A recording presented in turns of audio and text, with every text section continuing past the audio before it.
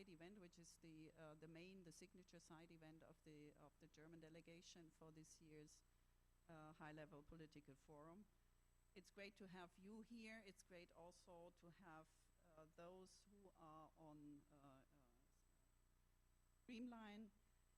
I think today's subject of the empowerment of women and girls is the key to achieve what we all have in mind, which is to implement all the SDGs. And I'm underlining it's not about the SDG 5 alone, it's about all the SDGs, because we will not, without empowering women and girls, be able to implement all the other SDGs 5. And also to tell you a bit why we are going for this issue.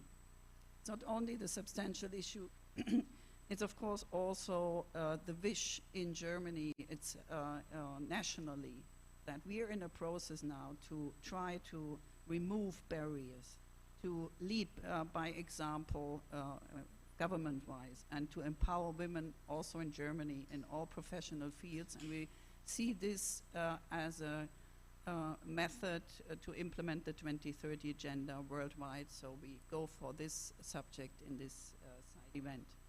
I personally, I'm very attached to this issue because I was one of the co-chairs of the 66th session of the Commission on the Status of Women this year. It's very dear to my looking very much forward to the inspiring speakers of today's event.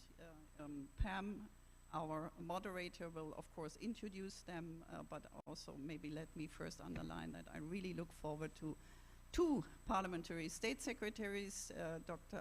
Bärbel Kofler and Dr. Bettina Hoffmann, who will now, after the opening, also share with us their thoughts about the global agenda and our national agenda. Very welcome again to the German House, and I hand over now to Pam, who is our moderator. Pam.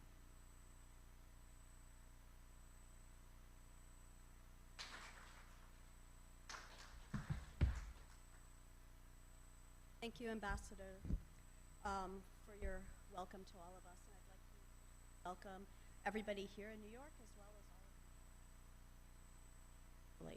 all. My name is Pam Chasik. I am a professor at Manhattan College here in New York, and I'm also co-founder and executive editor of the Earth Negotiations Bulletin. So today's event is focused on the empowerment of women and girls as agents of change. And as the ambassador said, not just for SDG 5, but for all of the SDGs. Transformative approaches to gender equality in politics, society, business, and academia not only have the potential to contribute to the achievement of SDG 5, but are a prerequisite for progress on all of the other 16 goals and the 2030 agenda as a whole. Women and girls are disproportionately vulnerable to and affected by current crises such as COVID-19, climate change, the loss of biodiversity, which all reinforce structural inequalities and systemic marginalization. This event will aim to scrutinize gender norms, highlight alternative paths forward, and showcase the transformative potential of gender equality. Just a few housekeeping notes before we move forward. This event is being held in a hybrid format, but there will still be the opportunity for questions during the question and answer segments after each panel. For those of you who are here in New York, please keep your masks on during the entire event. If you have questions during the Q&A, you'll just raise your hand to indicate you have a question, and we will bring a microphone to you. For those of you who are participating virtually, please write your questions in the chat at any time, and then we will do our best to address them during the question and answer session. So I would now like to introduce our first speaker, who is Dr. Bärbel Kofler, Parliamentary State Secretary, Federal Ministry for Development and Economic Cooperation.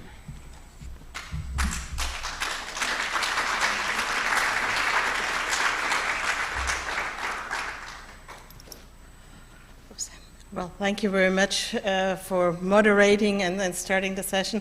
Madam Ambassador, Excellencies, dear guests, distinguished and distinguished panelists, I'm also very glad that I'm here again in person, and at least those who are in the room, we can meet in person and discuss this important topic in person, but also, of course, a very warm welcome to everybody who is participating online, because it's very important that we are continuously in a dialogue on the topic of empowering women and girls, like we were inviting as German embassy, as Germany. And I like the title very much, Unstoppable, because I hope we are unstoppable to improve women's rights. Well, and that's quite important because, well, gender equality is not something on top and something nice to have. Gender equality is all about human rights. It's about human rights, and it's about that all people, doesn't matter which background they have, that all people have the right to be treated equally, regardless of sexual orientation or abilities in their life they might have.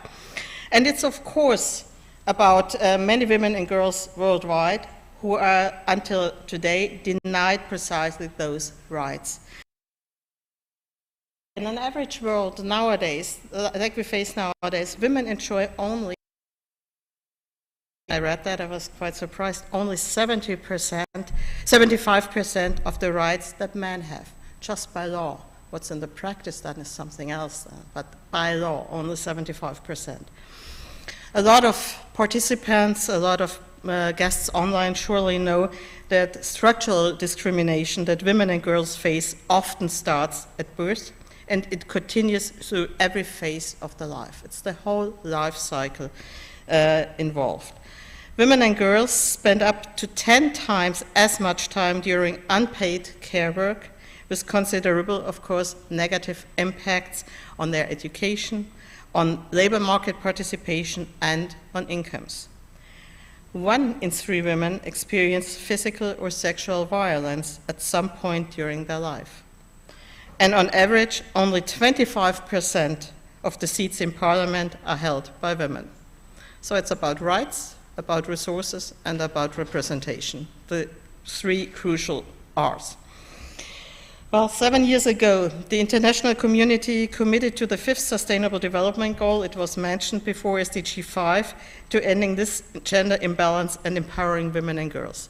And I only can underline what our ambassador was pointing out. It's about SDG 5, yes, but it's about all the underlying inequalities and the changes we have to undergo through all 70 goals.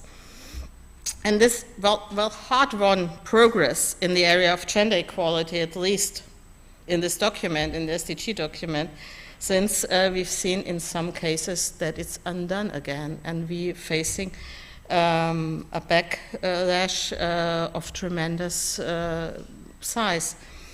Well, it's because, in some cases, because of COVID-19 pandemic, millions of girls have dropped out of school, and many of them won't return.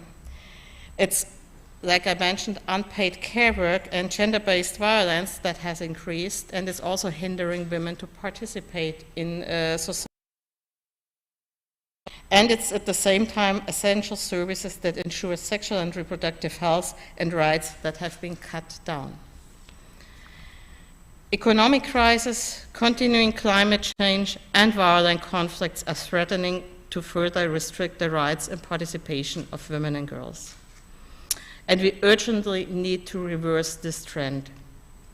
Because the Agenda 2030 stresses that gender equality is a prerequisite for sustainable development, and it's quite right, it's proved by so many experiences and by so many studies. And we will not achieve a better, just future if we forget half of the world's population and exclude them from shaping our future. So as an international community, we urgently need to regain some ground as regards of SDG 5. And to do that, we need more resources. What's the 1R? More resources. We need to be quick, ambitious, intersectional, and have to undertake measures in those circumstances. We need strong alliances. And we need to break discriminatory patriarchal power structures and usher in a paradigm shift in norms so that all people can lead self self-determined lives. Well, the German government wants to contribute to precisely that through its feminist foreign and development policy. The aim of our feminist development policy is to promote equal opportunities and sustainable development. And we will be working in particular in reducing multiple discrimination and increasing support for gender transformative approaches. One part of what is key is education systems. Education systems have a key role in that. Harmful social and gender norms can be discussed and critically assessed in school. Schools can thus become places to overcome structural discrimination and promote gender equality. And in addition, education is critical to empower women and girls, helping them to become more self-confident and self-determined. We want our development policy measures to empower them so that they are able to live their full potential and contribute their knowledge, ideas, needs to social decision-making processes. Might be not only to social decision-making process, to all decision-making processes. And because women and girls are key resource persons, especially in agriculture, in the management of natural resources, adaptation to climate change, and in the using of energy. And we want to support inclusive and gender transformative education in order to empower women as agents of sustainable development and to promote a just transition. Well, in order to accelerate this transformation, however, and get back on the course with SDG 5, we need dedicated supporters. We need all of you here in the room, and we need everybody who is participating online. And that is why I'm so pleased that you're all here today, that you're all participating, and we are using this event as an opportunity to learn about innovative approaches and see that this is how we can take gender equality and sustainable development together, and we can put that together and develop that further on. Well, I'm very glad that you're all here. As I was pointing out, I'm very keen on hearing your experience and listening to the discussion then. So thank you for participating. Thank you for your engagement in the last years, because I'm sure most of you are working on that issue for a long time already. Thank you for that. And I'm very happy that we have this very important event here in our permanent mission. Thank you to the mission also, and to all of you. Thanks.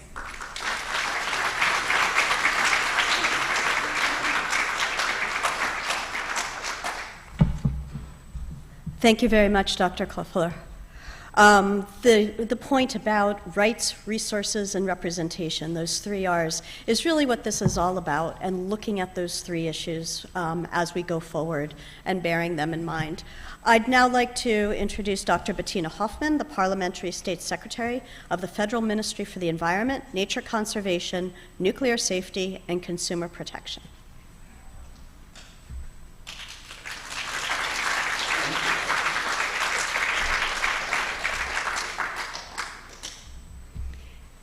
Thank you, Pam. Thank you, Madam Ambassador, liebe Bärbel, Excellencies.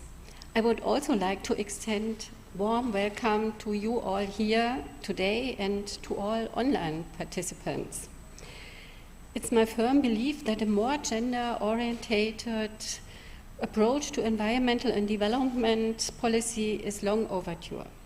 The window of opportunity is rapidly closing, and this is the only way to make the most of the time that is left to us to successfully shape climate action and species protection. The protection of life and on land and priorities of the high-level political forum are closely linked to gender equality. We would benefit so much if the experiences and priorities of women and girls were taken seriously, and if women and girls from all countries were unhindered in helping us reach these goals.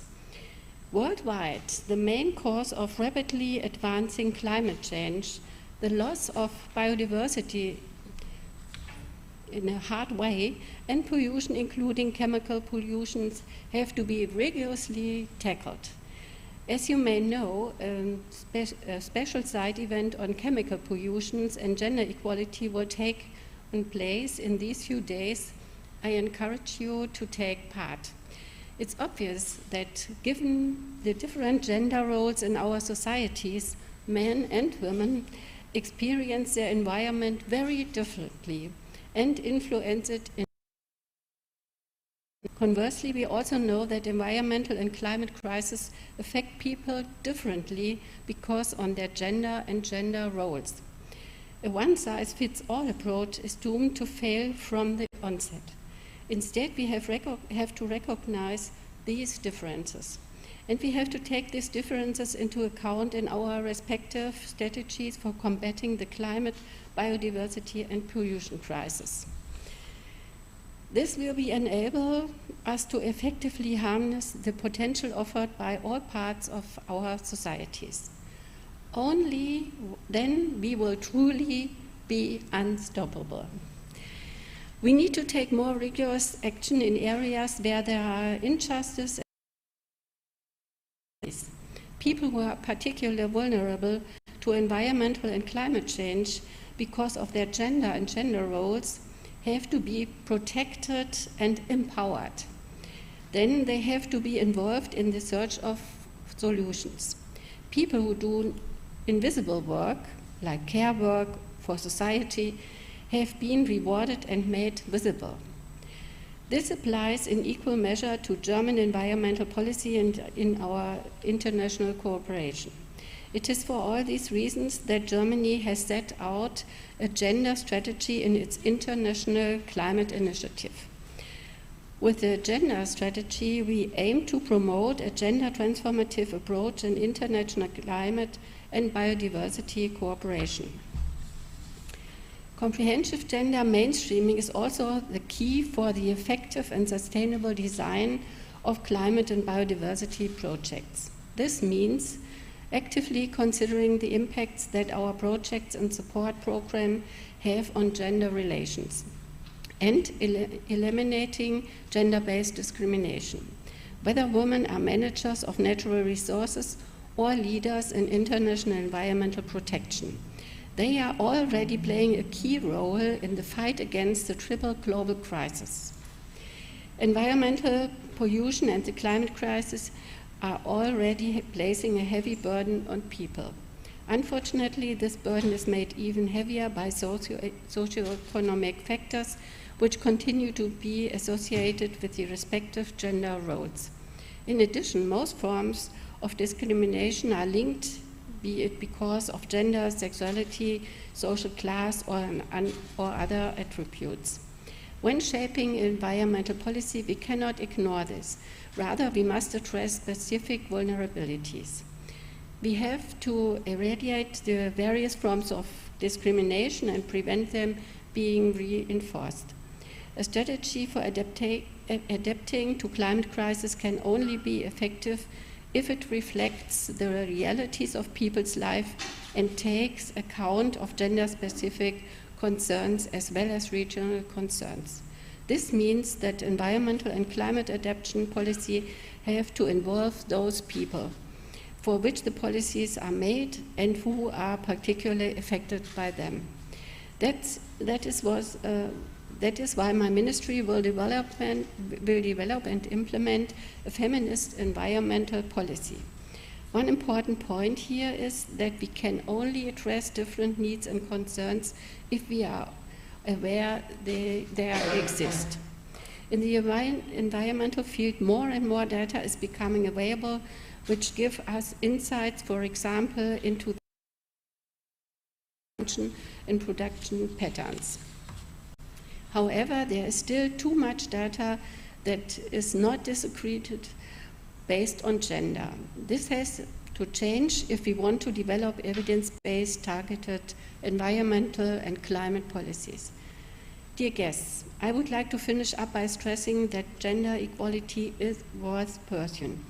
Good opportunities for women and girls to take action are vital for environmental protection and climate action and for achieving the SDGs. This is what today is all about. I look forward to the discussion and learning about good examples and approaches. Thank you very much.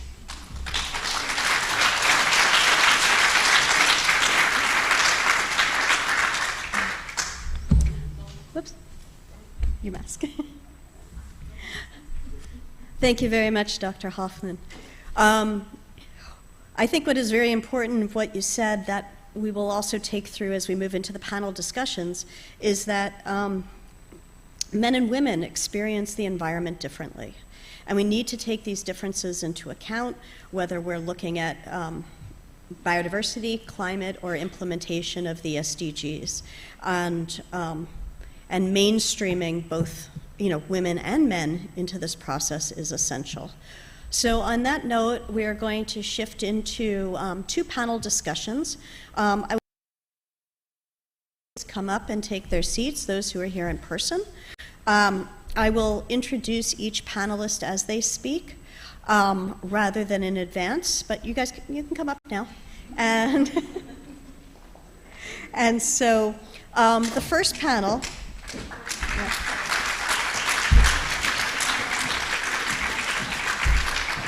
we also have some virtual panelists who will be joining us as well. So our first panel is titled Barriers and Opportunities, Equal Opportunities for Women and Girls as the Basis for the Sustainable Development Goals. This first panel aims to outline the current status of SDG 5 achievement, to emphasize the importance of the topic, and to highlight persisting gender inequalities. We'll also aim to show where barriers and obstacles to the implementation of SDG 5 measures lie. Furthermore, the panel will highlight the relevance of SDG 5 for the achievement of all the other SDGs. And core issues include, where do we stand today? What has been achieved on the international agenda so far? What are current challenges? And what does gender equality essentially mean in practice? So I would like to introduce our first panel, which includes Renata Koch Alvarenga, who is youth representative from Brazil and founder of Empodera Clima. Our second panelist of this first round is Anita Bhatia, the Assistant Secretary General and Deputy Executive Director for Resource Management, Sustainability, and Partnerships at UN Women. And our third panelist for this first panel is Sunita Narain, who is joining us remotely, who is Director General of the Center for Science and Environment of India. So, who I hope we will see shortly. So I will turn first to Renata. You've been advocating for youth involvement back home in Brazil, as well as internationally, and I'm wondering if you could speak a little bit about the role of youth, and especially young women and girls, in the implementation of the SDGs, and what you can share from your experience in Brazil, and the role that education can play. Thank you. I think, They'll turn it on. okay, Yeah. Wonderful. Hi everyone, good afternoon. Such a pleasure to be here. I've heard so much about your work. I've worked with Antara's organization a little bit, and it's just such a pleasure to be here doing HLPF, talking about youth leadership, about gender equality, being on the stage. I can't emphasize this enough, just because talking about youth leadership means we have to be at the table, right? Be at the stage, be in those spaces. So to lead by example, as the German mission is doing, is really, really important, and just really happy to be here. So yes, as I was introduced, I've been doing a lot of work on youth engagement, especially on gender equality and climate action in Brazil, but also internationally. And as I mentioned, I'm part of the UN Girls Education Initiative with Transform Education, working on girls' education for climate, which I'll touch on in a little bit, and also working with UN Women on the Generation Equality Movement as a national gender youth activist. So as you can see from just a couple of the UN examples, there's a lot of momentum and a lot of space that's opening up for youth, which is really exciting. But of course, I think I always try to take on this role and bring the perspective of intersectionality and diversity. After all, I'm from Brazil. We have a lot of amazing indigenous women and amazing black women who often don't get to be a part of these stages because of educational barriers, language barriers, right? So I think whenever we're talking about gender equality, youth empowerment, we have to keep in mind those who can't be here, whatever barrier that may be the reason for that. So thinking of those people who are not here. And I think for me, I brought some data on Brazil because I think it's nice to bring it back to Latin American countries, to the global south, and see what's missing. And for example, in terms of inequality, we know that before the pandemic, 33% of black women were under the poverty line in Brazil, and that has risen to 38%. When it comes to white women, that number is much smaller, from 15% to 19%. So you see the inequality right there, right? So I think talking about youth empowerment and gender equality, race is a big part that we can't miss in everything, and I think it's missing from a lot of places, so wanted to bring that in. And the factors that brings as a consequences. And I was really happy to hear in the introduction about gender and climate and how women are more affected by climate, because we know that, talking about youth empowerment, we know that young women and girls are the ones that are most affected by all of these things that are happening. So for example, not having access to clean water and sanitation, which is, I believe, about 14% of women in Brazil don't have access, and especially poor women, poor young women. That means they don't get to go to school a lot of times, because of when they get their periods, they're not able to, access their education and just get their studies. So just to give you some examples about how intersectional and how broad this issue is. So when we're talking about such a big issue like gender equality, we need to consider all of those. So in the short time that I have for this intervention, I just wanted to bring 3 recommendations that we've talked about, not just in the 2 movements that I've mentioned at UN Women and UN Girls Education, but in a lot of grassroots movements in Latin America. The first one I started mentioning a little bit, but it's leadership and meaningful youth engagement. And of course, that means having young people at the table, but that means giving them real power, right? Whether it is in a youth negotiator role. I know that the German mission has 2 youth delegates, which is really exciting. My country does not have that, and a lot of countries in the global south don't have that. So important to keep in mind what countries can incentivize, or what the UN can incentivize others to do, so that we have that representation.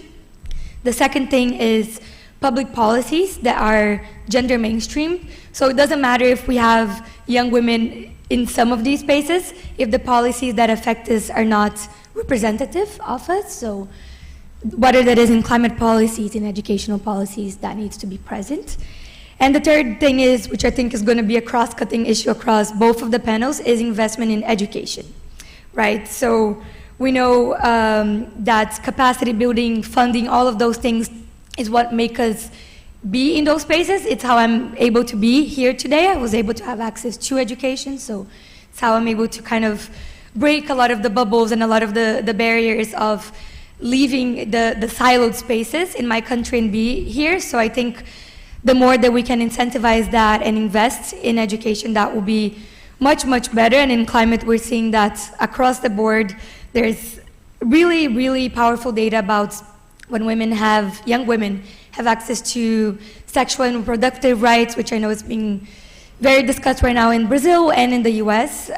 When young women are able to have access to that, we can reduce our global emissions of carbon dioxide in 41% by 2100. So it really shows the clear path to achieving the SDGs, to having sustainable development, is through education. And then just the last piece of data that I wanted to bring is that for every 1 year or every 1 additional year of education that a girl gets, the resilience of the country that this girl is in to climate disasters, to climate change, increases in 3.2 points. So clear data present here, right? We need more gender disaggregated data. We're doing a lot of work in my organization in Brazil to change that scenario and bring more data to these conversations in my country. But I think the bottom line is we need more powerful leadership and actual official formal leadership in all of these UN spaces, which is still not the reality.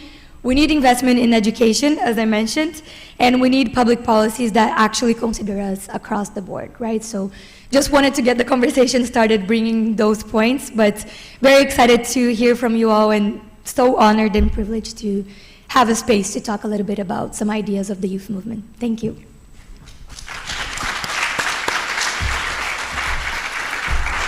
Thank you. Thank you so much. Ms. Bhatia, We know that the pandemic has had a gendered impact on our societies and economies, and that due to traditional gender roles, women have disproportionately suffered the negative consequences of additional unpaid care work or increased domestic violence, to name only a few. From your perspective as Deputy Executive Director of UN Women, where do efforts to achieve gender equality stand today, more than 2 years into the COVID pandemic? What impacts of the pandemic will remain particularly salient in affecting the lives and opportunities of women and girls in the near future? How do you make sure we don't go back to normal? Thank you. And first, let me just say a huge thank you to the German mission and to the government of Germany for organizing this event. I really want to say how very deeply UN Women appreciates the leadership of Germany on the issue of SDG 5 and all the SDGs. Germany is a very, very important partner for UN Women, but also for everybody else who works on the gender equality agenda, because you provide not just financial support, but political support for an agenda which is increasingly divisive and increasingly fraught with political challenges. So thank you so much for that. And thank you for convening a panel that is, as you know, with people like Renata, who have just given us so much food for thought. I want to start by just picking up on a few of the things that Drs. Kofler and Hoffmann mentioned, which is about the disproportionate impact that the pandemic had on women, which was on 3 areas: on income, in health, and in security. I have to say that 2 years after the pandemic, particularly given the impacts of the war, as well as the concomitant rise in food prices and fuel prices and in inflation that we're seeing all over the world, the situation for women is actually far worse than it was at the outset of the pandemic. And that's because many of the things that happened during the pandemic are structural changes. What do I mean by that? I talked about income, health, and security. So women's income fell during the pandemic, but if you look at where the world is today, and the fact that hunger, which was, an issue a long time ago, is back on the table as an issue today, this means that there are a huge number of women who are hungry today. So that is an issue that we weren't really focused on as a development community, except as part of an overall poverty reduction challenge, but that is front and center again. Second, when you look at the issue of health, particularly reproductive health, I don't know how many of you have read this book called The Handmaid's Tale by Margaret Atwood, which paints a vision of a world where women are commodities and have no rights. And I never thought I would be living in a world where reproductive rights would be so challenged that it is very likely that my daughter, who lives in the US, is going to have fewer rights than I do. I never really thought this was possible, because one thinks that history progresses and things improve, but things are actually rolling back. So I think on the issue of reproductive rights, we are going to have to re-litigate and re-fight many fights that we thought had been won. So in other words, we are running to stay in place. And the third thing on security, and if you take a broad view of security, physical security was very challenged during the pandemic because of this sharp rise in the shadow pandemic and rise in violence against women. Unfortunately, it is not the case that because the pandemic has ended, that shadow pandemic has ended. The health pandemic may have ended, the shadow pandemic continues. And what we are really lacking there is political will to declare violence against women a public health crisis, because that's what it is. So when I look at progress overall, yes, we have made huge progress in lots of areas. And we knew this when we did the review of Beijing Plus 25. We knew there had been improvements in maternal mortality, in girls' education. But look at girls' education today. There are some countries in the world, you talked about the global south, in Peru, in the Philippines, girls have not been in school for 2 years. Learning poverty puts girls at a tremendous disadvantage. This is a structural issue, and its impacts will be felt 10, 15 years down the road, not today. So I think that we are at a very important inflection point. It is really important that this HLPF focuses on gender equality among other SDGs. And I want to share some data about where we are on SDG 5, in addition to the data you already have from the Beijing review. You know, SDG 5 has 18 indicators. And I'm sorry to say that out of those 18 indicators, there is only one indicator where there has been some degree of progress, and that is women's representation in local government. For all other indicators, we are the most behind, has to do with unpaid care, which was referred to by Dr. Kofler. Number 2, reproductive health, which we also heard about. And 3, policies and legislation to actually embed gender equality and women's empowerment into national decision making. So what can we do about this? I would say there are 5 or 6 things. The first and foremost has to be a focus on women as victims of the loss of livelihoods, the focus on targeting women in stimulus packages, in government economic policy. This has to be, as you said, mainstreamed and run through all decision-making, not just decision-making in the Ministry of Equality. Number 2, and I will wrap up because I know we're short of time, the focus on reproductive health, because that actually epitomizes women's choice, agency, freedom. It is foundational for all other rights. So we need to make sure there's no rollback on that. Number 3, gender-responsive climate action, because as Dr. Hoffmann reminded us, this is not an issue that we can think about separately. It is integrated, it is systemic. We need to make sure there's gender-just climate action. Number 4, we need more data. Actually, we don't have enough data, and we figured that out even in this voluntary review process, because lots of countries were actually not able to provide gender disaggregated data on progress in the SDGs, not just SDG 5, but a lot of other SDGs. So we need to invest in getting sex disaggregated, gender disaggregated data. Number 5, I would say we need to push more financing, both public and private, towards gender equality, because if you don't spend on it, you're not going to see results. And that actually means I have been advocating for some time that except in situations of war, we need to reduce military spending and move that towards social protection, towards health, towards those things that have an impact on women's lives. And finally, I do want to say something about democracy, because I think the big pushback, and you said this when you started by saying it's about human rights, the big pushback on women's rights is correlated to the pushback on democracy. Unfortunately, we have democratically elected dictators in place in many places now. And so it's not just enough to have a democratic process. You actually want to have the right kind of people with the right values as leaders, and that's something that's up to us as citizens, because what we are seeing is that there is a correlation between the pushback on democracy, there is a correlation between illiberal democracy and women's rights. And if we don't change that, nothing is going to change for women. So in the end, it is about political will, and it is about citizenry really standing up and saying we need to see a different world where rights are advancing and not regressing. Thank you.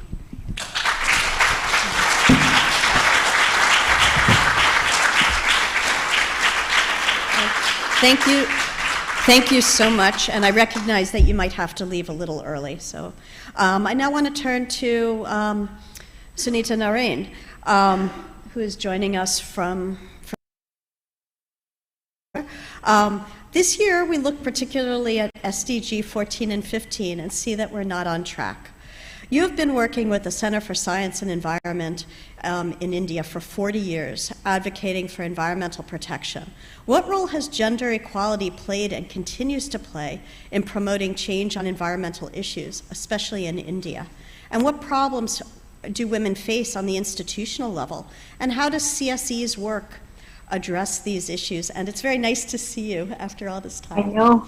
I know, Pam.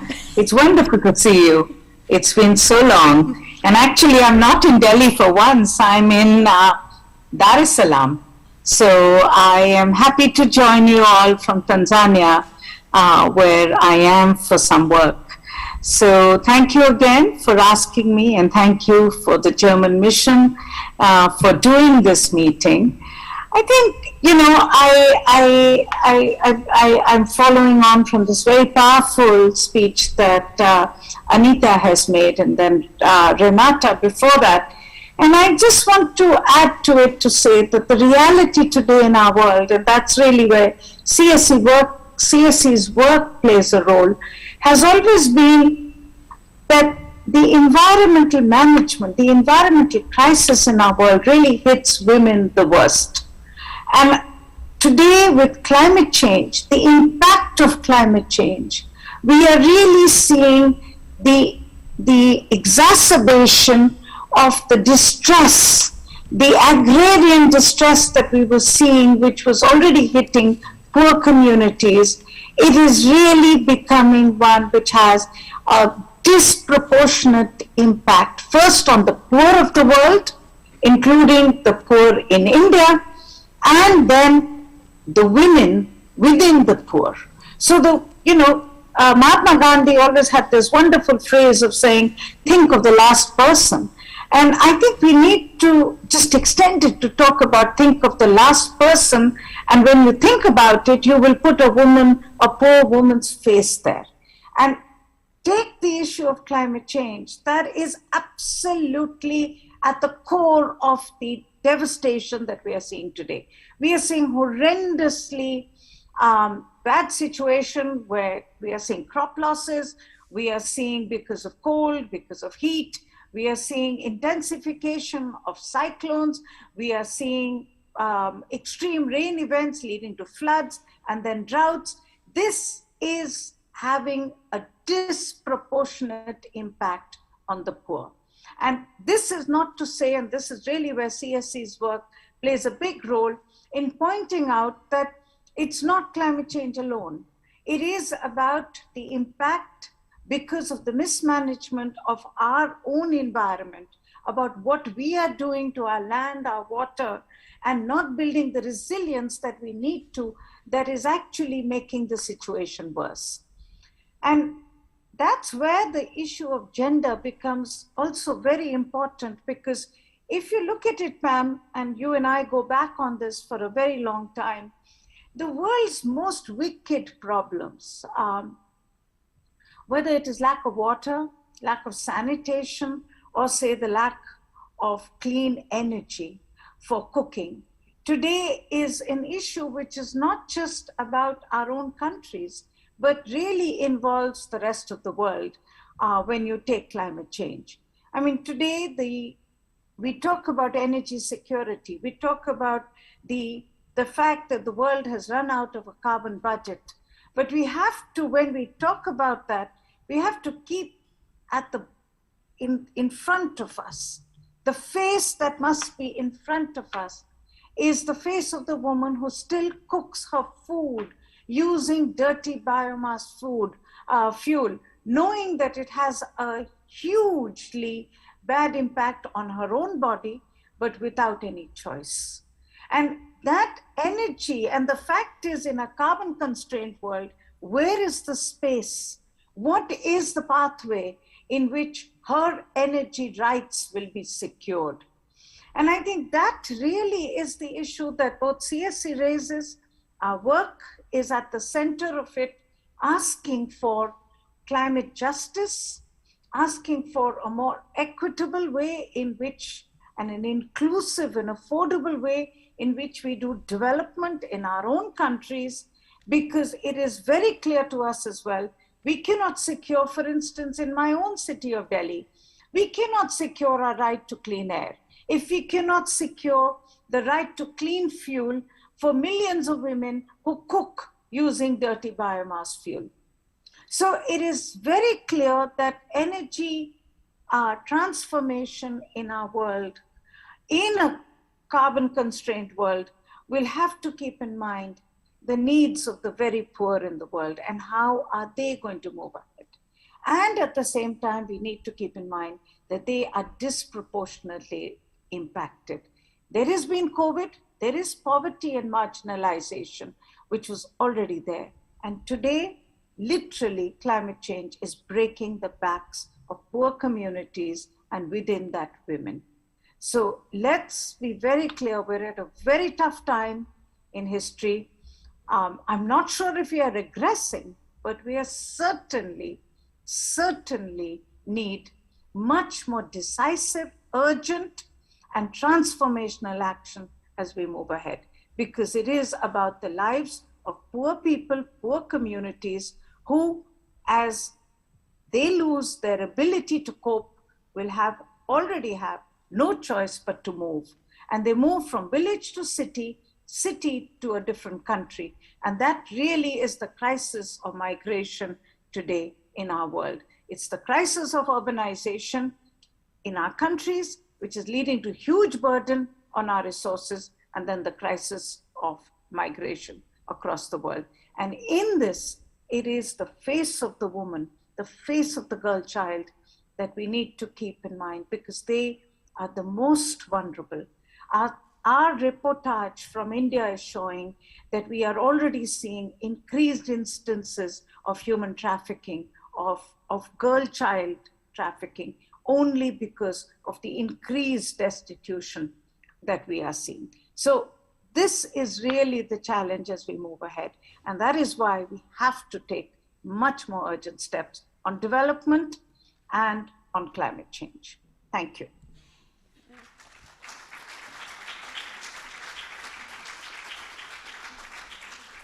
Thank you so much.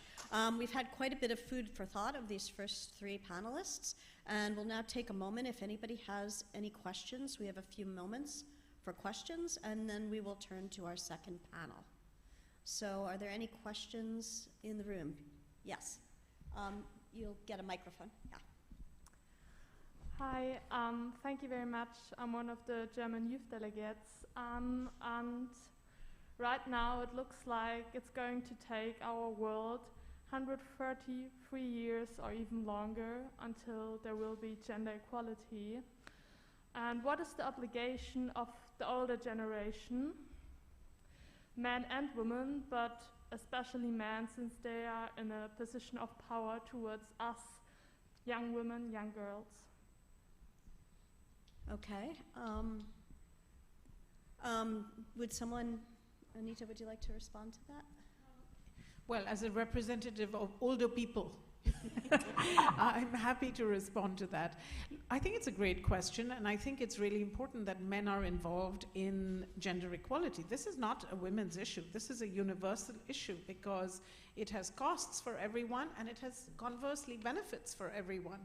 And UN Women, for instance, recognizes this through a campaign and a platform that we have called He for She, where we solicit young men, not just older men, though it is truly older men who kind of maintain the power structures, but to have men engage on this. And we engage with political leaders.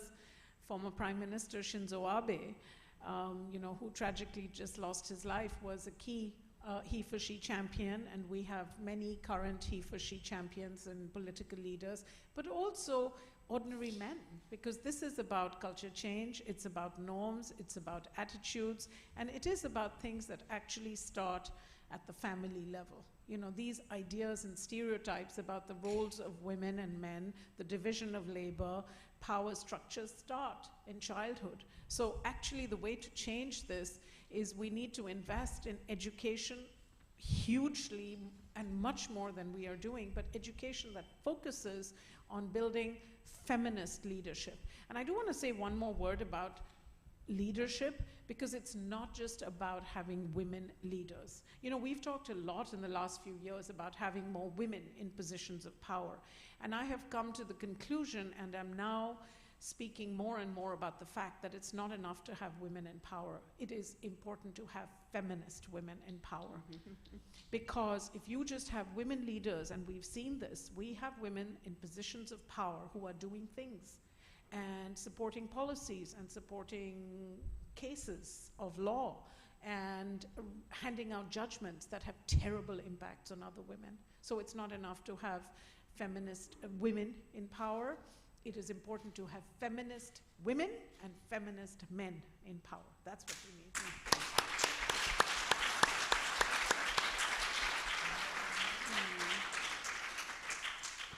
Are there any other questions in the room? And I'd like to encourage those online also to ask questions. We'll take one more now, and then we'll have to switch to the next panel. Yeah, Antonio Hautler from the Young Global Compact Network Switzerland and Liechtenstein. During your speeches, the question came to me, what can we do? And you, Anita, you have shown a little bit. For me, it's important we need men in the process. If men do not change, it will not change. And just one aspect, maybe you comment also on that, is I think beside the states and NGOs, the private sector must and does play an important role, and we see some shifts going on. But in certain cultural contexts, it's still very, very difficult to get women and men who think in these dimensions. So it remains a big challenge, and probably we should also look that we really involve in business trainings these aspects, and that's why the Young Global Compact is strongly pushing the women empowerment principles. Do you want to? Sure, I can start. They'll turn it on. I hope. There you go. It was my fault. That's a great question, actually. I've been thinking a lot about the role of the private sector recently, because there's been a lot of movements now by some philanthropies, like the Rockefeller Foundation, that are really trying to understand what they can't miss in climate action plans, because the reality is there's been a lot of climate discussions mentioned today.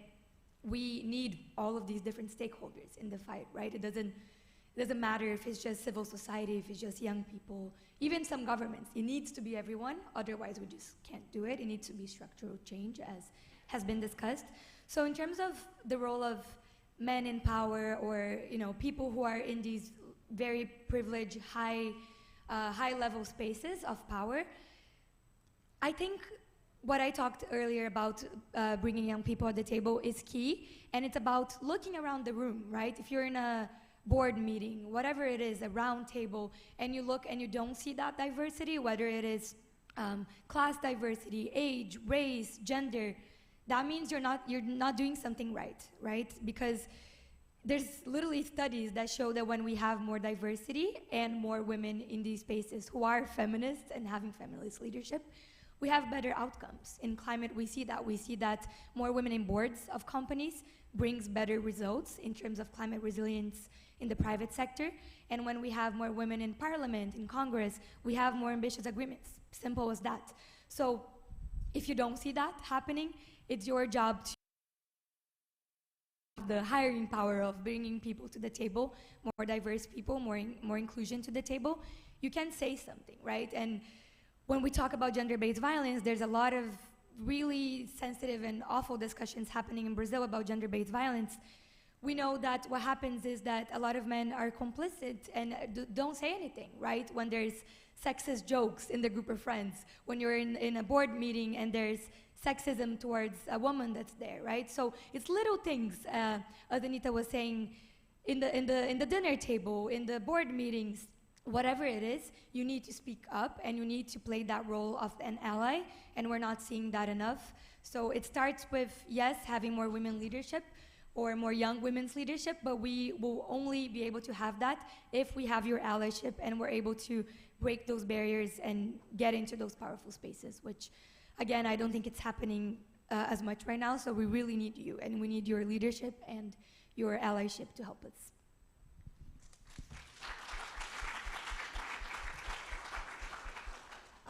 Sunita, do you have anything you want to add in about 1 minute? No, Pam, I think Renata said it so beautifully, and so did Anita. So I really don't have anything to add to it other than to say, I think we just need to make sure that we can build a more inclusive world. And we're just pulling ourselves in the opposite direction right now. So we have to reverse that. Can I add one word? Yes. The one word I would add in response to your very good question is accountability. I think we need to have measures. where we monitor what the private sector is saying about what it's doing on gender equality. I agree.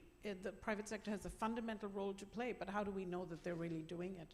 So we really need data to measure what they are doing, because certainly the example that a private sector company, many of whom have profits that are larger than the GDPs of many countries, need to be measured, monitored, reported on, and they need to be held accountable for that change. Great.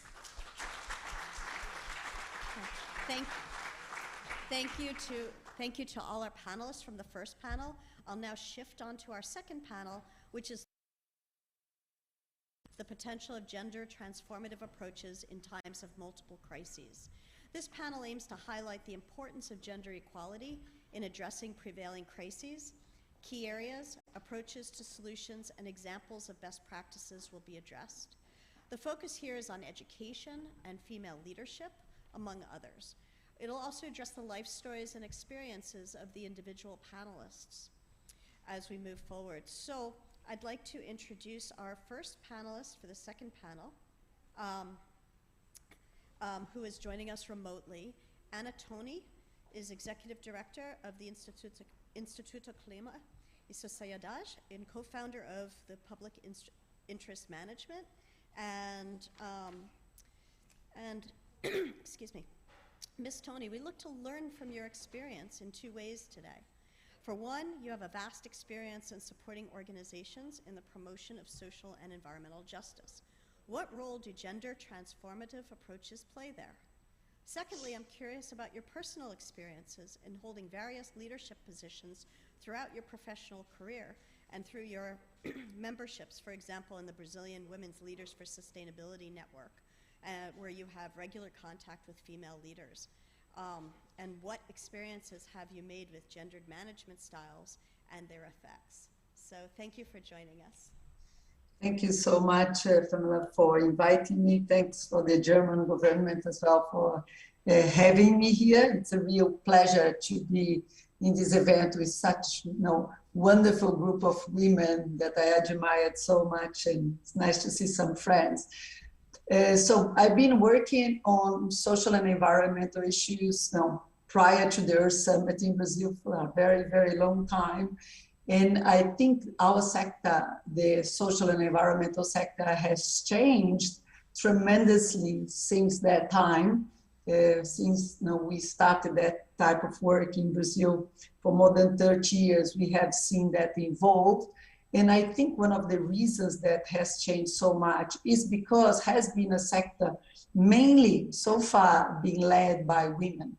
If any of you had been in Brazil in 1992, when we had the Earth Summit, you would remember the women's community back in that time, which was very much the force of the social and environmental issue, and is no different now when we see our wonderful women, indigenous women leadership, and our Afro-Brazilian women's leadership in Brazil is very much so as it was before.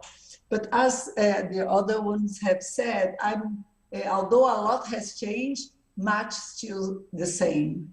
When we look at numbers, and I think Renata did already a great job on telling a little bit about Brazil, but when we look at the numbers in Brazil, my own country where we had the Earth Summit, in Parliament in Brazil, now less than 15% of our parliament is made of women parliamentarians. 15% is nothing. Of a country that has almost 52% of women, only 15 parliamentarians. When we look the group of ministers we have now, of 23 ministers, we have just one woman, which looks on how Brazil has gone backwards in terms of our representation. When we look at C-level, we just talked about the private sector, C-level positions for women in Brazil is still not less than 16%. And we could go on and on showing that the type of discrimination that we are talking about that was 30 years ago is still very much present. Although we also, on the other hand, see women being much more outspoken in Brazil, but the situation in reality has not changed as much. But I want to put special effort in this short talk about what's happening to women in the Amazon region. Because when we look at domestic violence in Brazil during COVID, that has grown 5.3%, which is probably happened in many countries.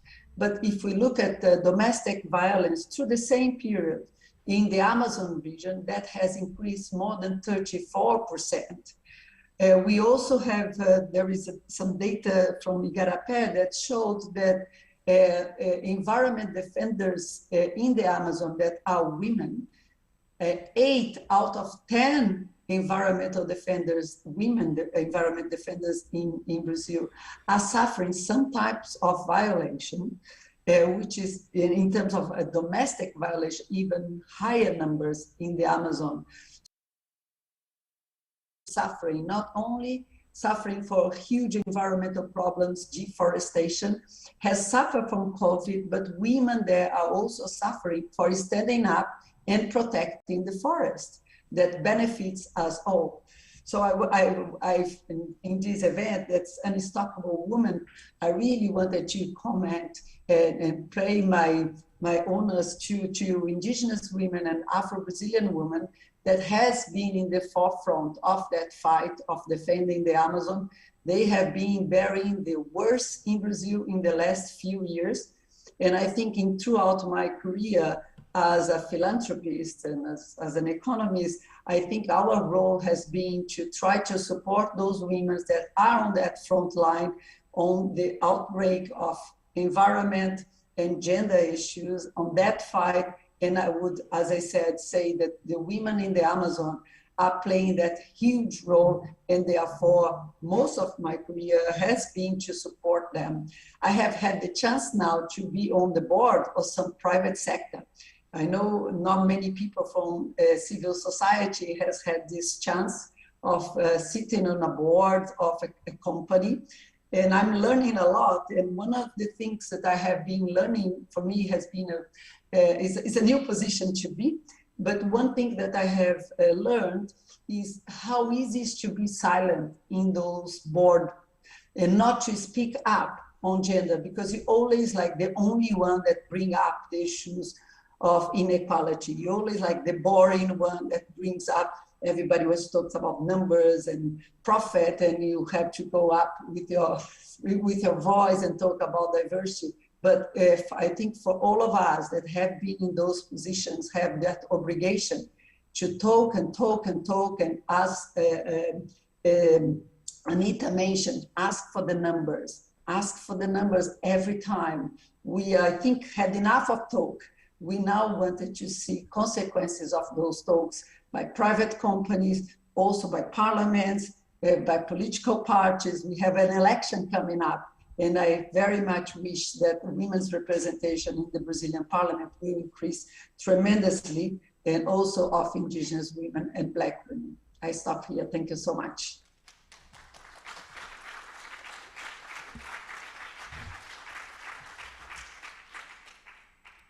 Thank you, Anna.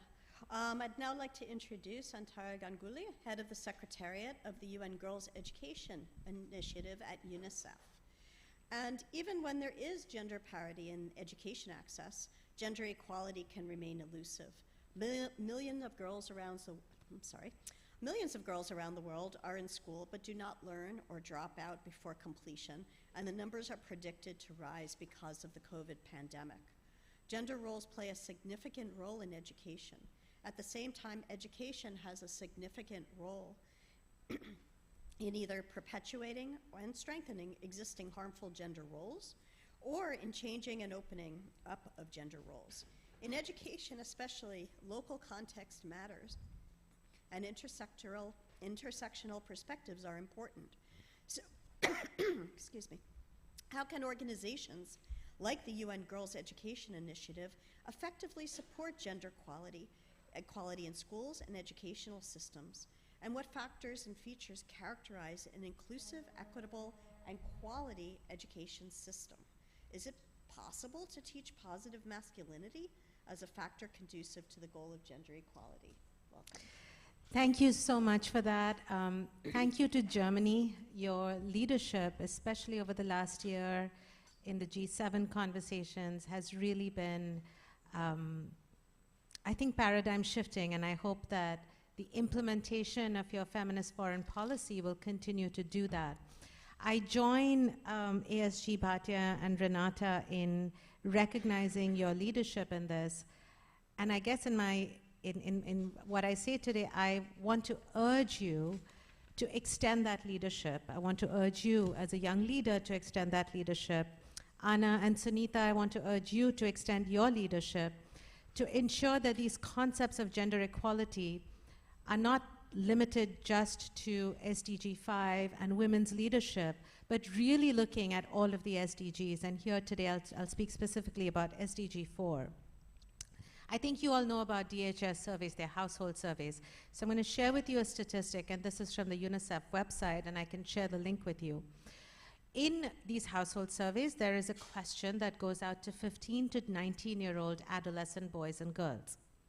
And they are asked if they consider a husband to be justified in hitting or beating his wife for at least one of the specified reasons, i.e. if his wife burns the food, argues with him, goes out without telling him, neglects children, or refuses sexual relations. I'm going to read out the responses from some of the countries. In Chad, 54% of 15 to 19-year-old boys agreed, and 74% of the girls agreed. In Indonesia, 32% of boys and 45% of girls. In Afghanistan, 71% of boys, 78% of girls. And in Jamaica, 28% of boys and 17% of girls. So why am I, as an education actor, coming here starting with statistics on intimate partner violence? Because I want to make the point that we should, none of us, be thinking about education and schools as a place just to learn how to read and how to count, but we should be thinking about them as places where children can learn to become adults different from what we are today, where they grow up to be more just, more tolerant, and more equal. This may seem surprising. The name of my organization is UN Girls Education Initiative. And don't get me wrong, that is still vital work that needs to be done. Girls are still more likely to be out of school than boys, especially the most vulnerable girl. She's actually twice as likely to still be out of school, to never attend school, than boys. But in SDG 4, I have noticed a trend that education actors, whether you're funders, whether, as I am, a part of UNICEF, whether you're a civil society organization, we think gender parity, that is the indicator for gender equality. And when we say that, okay, there are as many girls in schools as boys, khalas, we're done. We've achieved it. And a lot of the language coming out of SDG 4 is remarking on progress in that manner. But is gender parity an indicator for gender equality? Of course not. Look at the statistics that I started with. In some of those countries that I mentioned, they have achieved gender parity, not just in primary, but in secondary education too. In Jamaica, in fact, for over 20 years, girls have been in school more than boys have been in school. And yet, we are left with these statistics. 28% of boys will grow up to be men thinking that it's okay to beat their wives for whatever reason. 78% of boys in Afghanistan will grow up thinking that. I'm sorry, 71%. So I'm here to advocate that the goal is not just for girls to go to school and graduate from school, but to be equal to boys.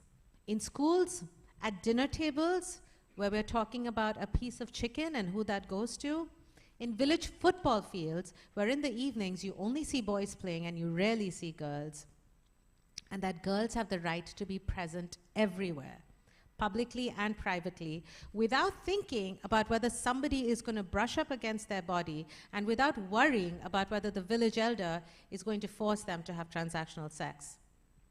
I'm also here to advocate that if we have 100% of boys grow up to be literate, grow up to be numerate, and grow up to be productive contributors to GDP, but 28% of them still think that it's okay for them to beat their wives, we have failed in giving educational opportunity to those boys. We have failed those boys.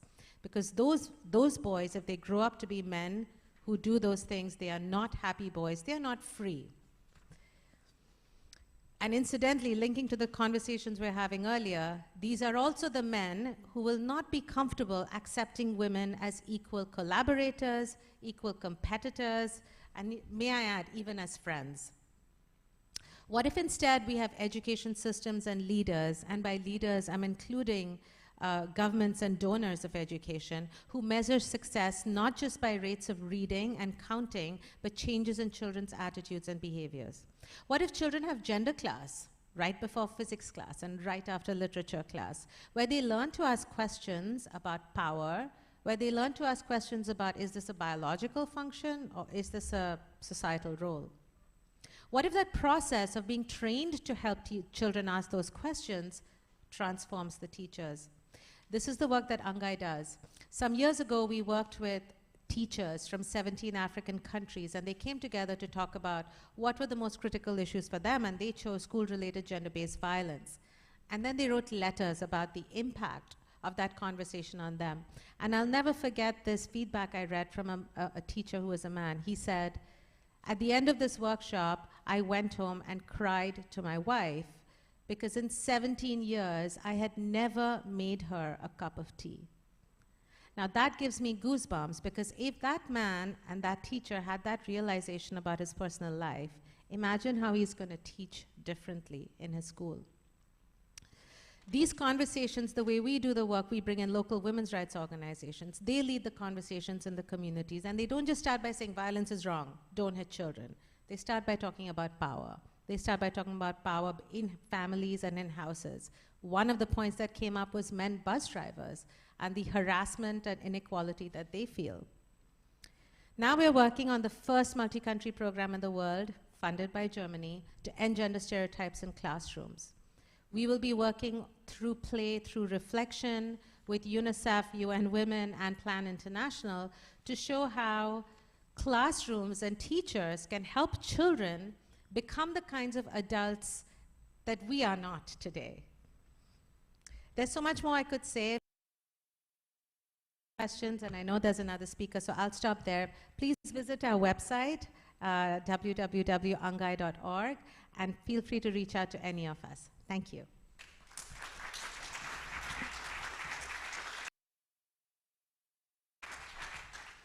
Thank you so much. Our third speaker and final panelist is Lade Araba, the Executive Director of Alpha Mundi Foundation. Yes, she's here. As an expert in development finance, from your experience, what should public spending and support particularly focus on to improve conditions for gender equality? What factors determine gender equitable development financing? Thank you so much. I'd like to start off by thanking the German mission for this kind invitation and for gathering so many eminent speakers to discuss a very important topic that has implications for everyone and for all facets of development, but also more broadly, just, human life.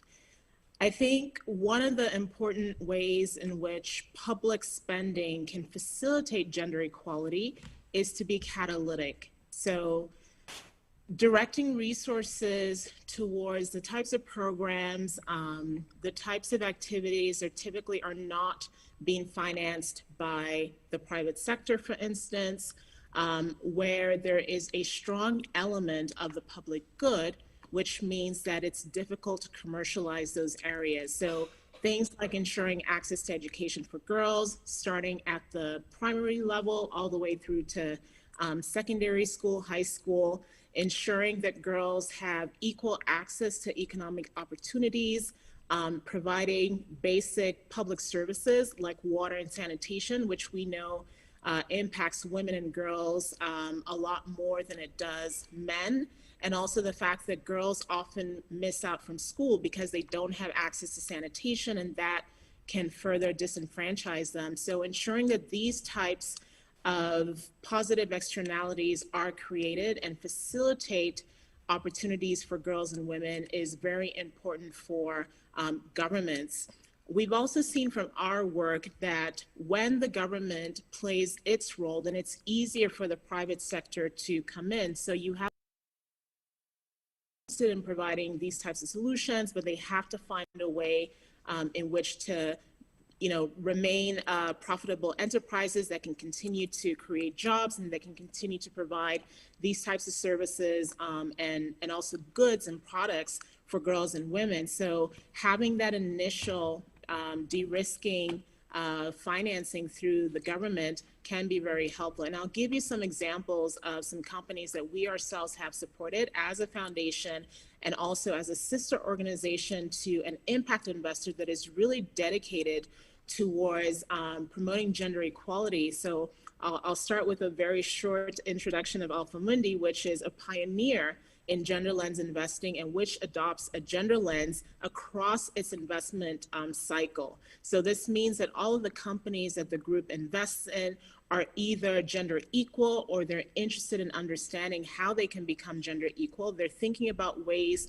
in which to be inclusive within their operations. The foundation, which I lead, provides technical assistance to support these companies in achieving these very ambitious objectives. So some examples would be, we know the percentage of women in the management team, on the board, across the workforce, but also importantly, thinking about how women and girls utilize their products and services, understanding how they can better design their products and services to better meet the needs, the unique needs of girls and women, thinking about how they market their products and services, the types of distribution channels to ensure that they're actually reaching this market segment, and also within their supply chains, being intentional about working with women-owned businesses to supply some of their raw materials or to participate in other ways which within their supply chains. So this is us helping companies to be intentional about creating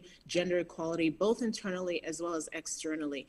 And as we do this, we are further supporting efforts by governments, as I said previously, to provide that enabling environment where our sister organization, an impact investor, can then come in at a later stage once these companies have started to create revenues and they can remain commercially viable. We think it's important to note that even as we promote gender equality, that we need to do it in a manner that is financially sustainable, because ultimately, if we're only reliant on grants or public funding that does not ensure that financial sustainability, then we run into a situation where other priorities take precedence, and funding that was being made available for specific gender causes is then, diverted elsewhere. And we saw that happen even recently with the COVID-19 pandemic, where a lot of donors shifted their priorities. So we think it's important that as we are incorporating a gender lens and promoting gender equality and inclusion, that we're also helping to build strong companies that can provide women with opportunities for gainful employment, can provide them with the products and services that they need, and do this in a manner that then allows them to become financially independent, which we think is a very important way to empower them for the long run. So on that note, I just wanted to again, thank the German mission for inviting us to participate in this very important discussion.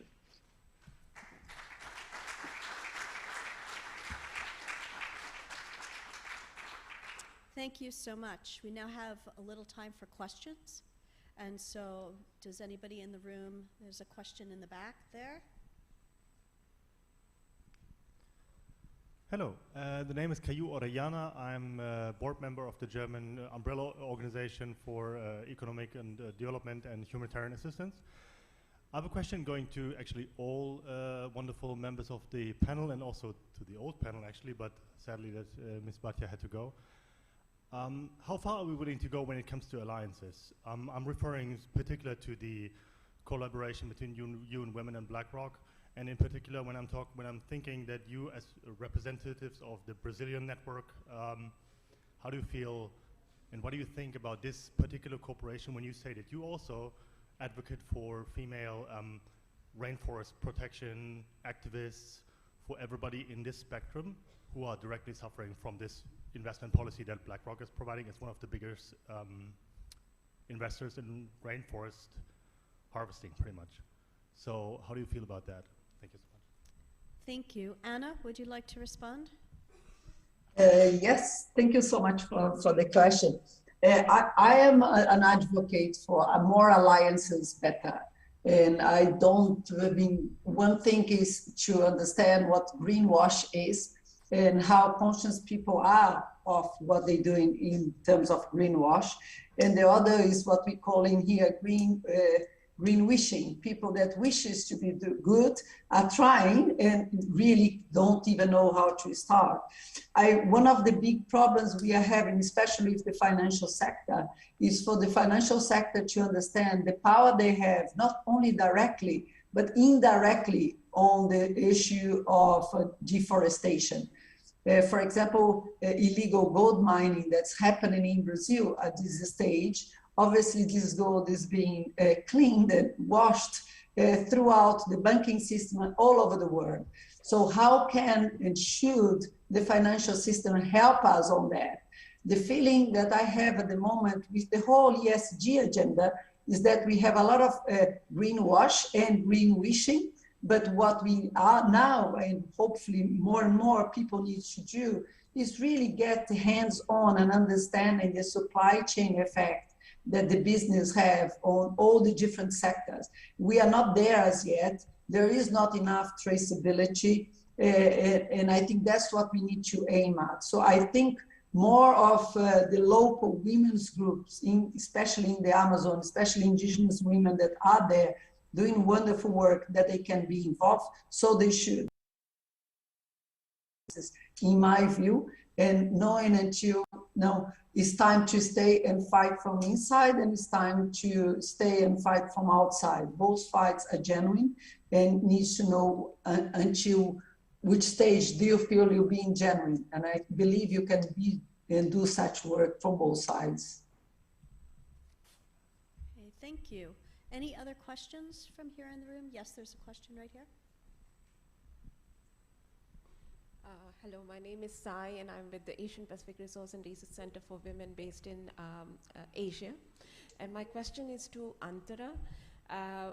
You have talked about all these statistics around the gender norms and harmful gender norms. And one of the response to that is to have quality inclusive education that is inclusive of comprehensive sexuality education. Now, we want to know from you how far ANGAI is working towards embedding comprehensive sexuality education across countries in the curricula, and what is the work that... Thank you so much for that question. What's your name again? My name is Sai. Sai, thank you for that question. You know, comprehensive sexuality education, SRHR, is so critical, and you're so right to bring it up because it really connects the gender equality agenda and the education agenda, but also it really centers girls in the conversation on gender equality. ANGAI is absolutely in support of a comprehensive, locally contextualized curriculum in every school in front of every child. We are very much in support of that curricula, not just teaching reproductive health, but reproductive rights, not just sexual health, but sexual rights, so that includes rights of people who do not identify as male or female. This often does put us in a difficult position because there are many governments around the world who do not recognize many of those rights.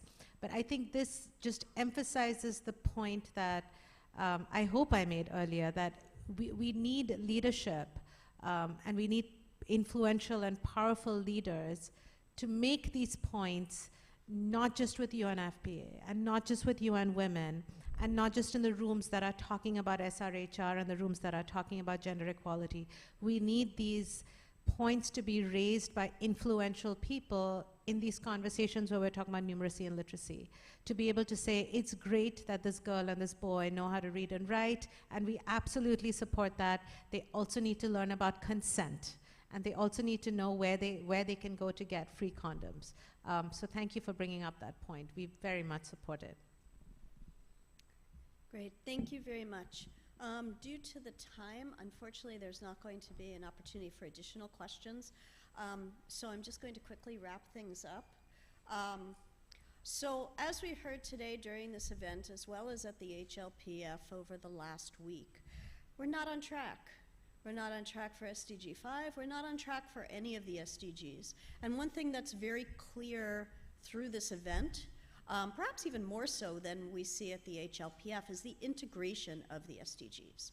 And so many came up within the context of today's discussion.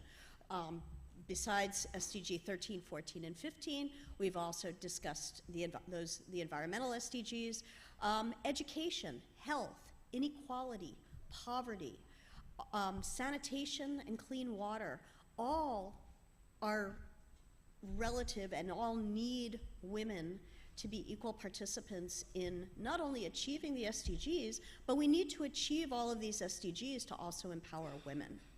And so, but as we've also seen through this panel, that gender inequalities are still out there. And I just wanted to highlight a few of the themes that came up during the course of the last hour or so. First, as Renata mentioned with her 3 recommendations, we need leadership and youth engagement, but as also was pointed out by Anita, we don't just need leadership, but we need women to be leaders and we need men to be leaders for gender equality and women's empowerment. We also need public policies and we need to mainstream gender, but once again, as was brought up, that just having gender parity is not enough, that we need to have feminist gender parity, people who will advocate, not just there, whether it's on a board of directors or on, in Parliament, just to check off the box that, oh, we now have 50-50 women to men. The importance of education, the need to invest in education, and that education should not just be, once again, oh, we need to ensure that all girls are educated, but as Antara brought up quite eloquently, we need to also ensure that girls and boys are learning more than just reading and writing, but learning about their roles in society and the importance of listening to women and taking their concerns into account and raising, boys who will respect women, who will not grow up to commit violence against their spouses. Gender disaggregated data came up time and time again, that we need to have this information both in terms of the SDG indicators and in general. I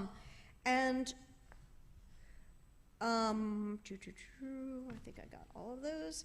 And so those are just a few of the things, and I just want to close with building on a comment that Anita said, that we, and as came up repeatedly, is that we're actually moving backwards in a lot of areas, and particularly with regard to sexual and reproductive rights and health. During the negotiation of the SDGs, that was clearly the most difficult target under both SDG 3 and 5. During the final meeting of the Open Working Group on the SDGs, numerous countries said that they could not support that target.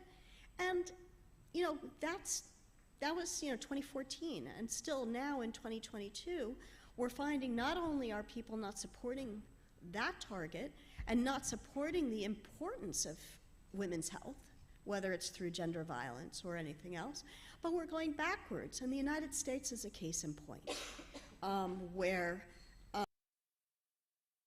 girls of today are going to have less rights than their mothers. And that's, really, that's wrong, I think, personally. So, what I think we need to do is work. We heard today a number of different initiatives that can help us work harder and meet those goals, not only on SDG 5, but to make women unstoppable across the SDGs and the global agenda. So thank you all for coming, and thank you all to our panelists for speaking today, both those who are here remotely and those who are here in person. And good luck with the rest.